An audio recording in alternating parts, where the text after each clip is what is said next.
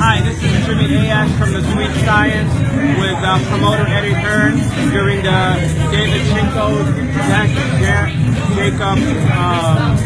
Daniels fight this week. And we have a few minutes with Mr. Hearn to ask him a couple of questions. Eddie, about the DAZN app, it seems that everything is going in the way of apps, and it seems that you kind of have a head start. Matchroom Boxing has a head start with the DAZN app, and it kind of seems that you're kind of leading the way in boxing right now. Can you just talk a little bit about the app and what you see for it? Yeah, I mean, look, I think streaming is basically the future of the way people are digesting content.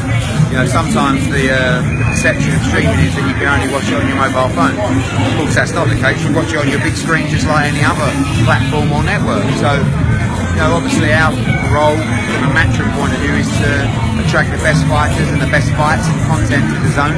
Obviously Anthony Joshua, the world heavyweight champion, started the process on September 22nd. Canelo has now joined as well, so you have the two biggest stars in the sport of DAZN fighters. So it's going really well, and the pick-up's been great. Canelo will have his first fight December 15th, free as well. So it's really the death of pay-per-view. The price point in the US is scary, $85 to watch one fight. Absolutely. And I think greed has taken over, and now people like DAZN and ESPN Plus, are coming in and making it more affordable for fight fans, which I think is great for the sport. Absolutely. How do you plan on marketing the DAZN app in the United States to get more subscribers? Because for some reason in the United States, people still are not familiar with the app as they might be in other countries. Yeah, I think that from a fight fan perspective, everybody knows about DAZN. There's been enough in the media, obviously Canelo, Joshua, but you need to reach out. There's a whole other world out there, the casual fan market, and make sure they're aware of DAZN. They're very clever people, they have excellent marketing people, and obviously that's their plan and their strategy is to make the wider public aware of the product.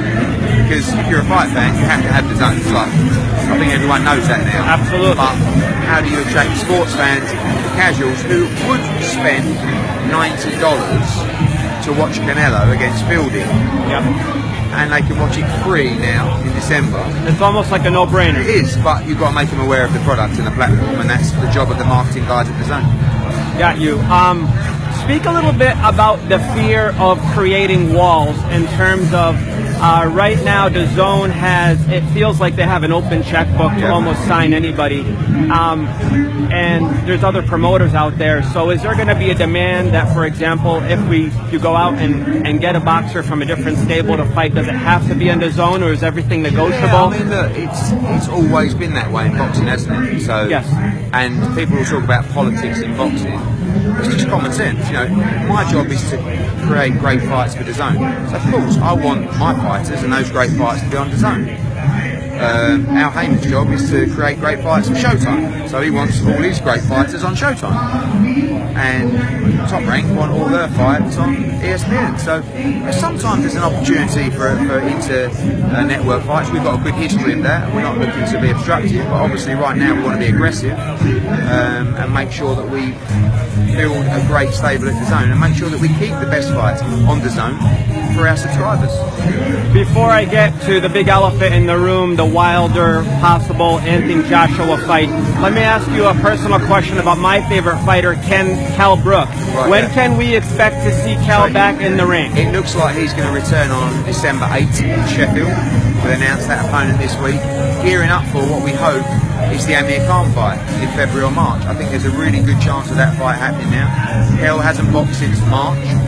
And this process now is all about making 147, so he wants to have this fight, stay in the gym and make sure that he's strong at the weight at 147 pounds for a February or March fight. He is such a warrior, isn't he? Yeah, he's a great fighter, and I think him against Khan is a fight that everybody's dying to see. Such a super fight in the UK, and we'll be doing everything we can to try and make it. Okay, lastly about the Wilder possible Anthony Joshua fight. We all know that Wilder first has to focus on the Fury fight, hopefully coming up in December. What do you think about the fight in terms of, I know there's a big push in the media, you've been quoted a lot about trying to get a deal done before the Wilder fight. Not necessarily a deal done before that, but just a chat. you know, and try and make some progress, because we're so far away at the moment. Yes. There seems to be so much ego that I don't want to wait till December 1 to start those conversations, because it feels like it's not something that's going to happen in a week or two.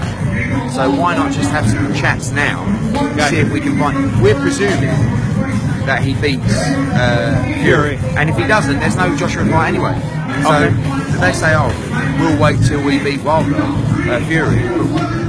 We're making a new offer on the basis that you're going to beat Fury, you know. So I just find it disheartening that they won't have a cup of coffee. I mean, I'm in New York for 2 weeks. I know they don't particularly like me, but it's all of our obligations to try and make some progress and try and deliver for our fighters. So even if you want to have the meeting, throw a cup of coffee on there, do it. Let me ask you this. Are you eager to see how the fight is going to play out in terms of pay-per-view numbers and the audience it's going to draw in California? Everyone knows he's not going to do a lot of pay-per-views. You know, everyone knows now, with Canelo moving over and providing his fights for free or at a small subscription, pay-per-view is going to die in the US at that price point. So I see it doing 200,000 or 300,000 buys. You know, I suggested the other day that if he does 1 million, we'll give you 50-50, but if he does under 300,000, we want 80-20. You know, so I don't see it generating a lot of buys. Every price point of ticket, I think, like from P4 to P1 is still available. It only holds, what, 18,000, the arena? Like, if that was in the UK, that fight would sell out in 10 seconds. Got you. So he's not a draw in the US, we know that. Okay, let me ask you this lastly. At some point, when you do start having discussions and you're still far away, Wilder-Joshua fight, at some point, should both parties stop talking publicly about what's going on? We should do that now, but the reason we're talking publicly is because they won't have a meeting with me. Okay. You know, I don't want to talk public. I'm bored, and the fans are bored. All I'm saying is, can't we just meet and see if we can find some middle ground? It's very frustrating, you know, when fans say, oh, you don't want the fight. It's like, we're calling them all the time. We're chasing them all the time. We're sending them contracts. We're sending them offers. They're doing nothing. So, again, it becomes boring after a while, but all we're asking for is to try and give the fans what they want.